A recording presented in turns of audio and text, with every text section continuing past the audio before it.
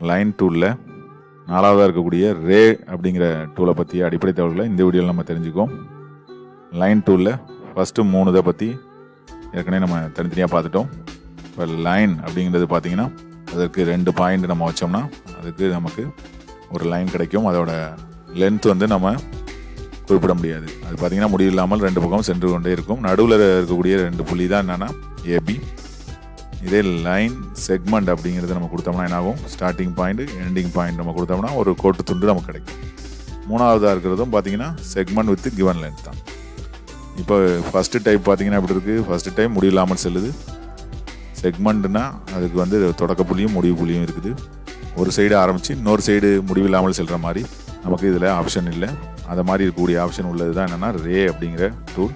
இப்போ ரேங்கிறதுக்கும் பார்த்திங்கன்னா starting point then the point on ray அப்படிங்கிற மாதிரியான நமக்கு டூல் டிப்ஸ் கிடைக்குது பாருங்கள்.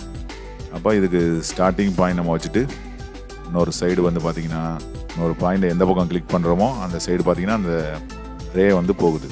அதாவது ஒரு கதிர் வடிவத்தில் நமக்கு கிடைக்குது.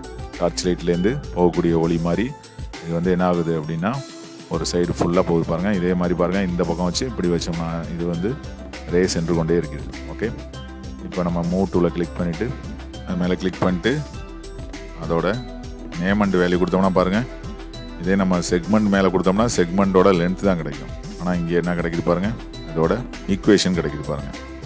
அதாவது இந்த கோட்டின் சவுண்ட்பாடு நமக்கு கிடைக்குது.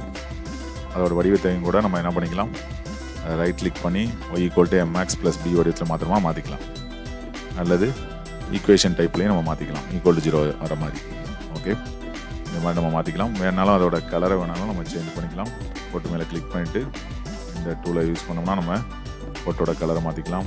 ஓகே, இதே நம்ம லைன் செக்மெண்ட்டை பார்த்தோம்னா அதுக்கு பார்த்திங்கன்னா அதுக்கு என்ன கிடைக்கும்னா நேம் அண்ட் வேல்யூனா அதோட லென்த் தான் கிடைக்கும். ஆனால் லைனுக்கும் இந்த ரேவுக்கும் பார்த்திங்கன்னா என்ன கிடைக்கும்னா அதோட ஈக்குவேஷன் நமக்கு கிடைக்குது பாருங்கள், ஈக்குவேஷன் கிடைக்கும்.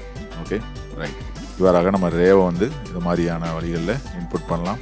வேறு வழியில் இன்புட் பண்ணலாம் அப்படின்னா இன்புட் பார்லையும் நம்ம டைப் பண்ணி கொண்டு வரலாம் பாருங்கள். இன்புட் பாரில் RAY ரே அப்படிங்கிறத டைப் பண்ணோன்னா வருது பாருங்கள். ஸ்டார்டிங் பாயிண்ட் தென் பாயிண்ட் அப்படின்னு கேட்குது. அடுத்தது ஸ்டார்டிங் பாயிண்ட் டைரக்ஷன் வெக்டரும் கொடுக்கலாம்.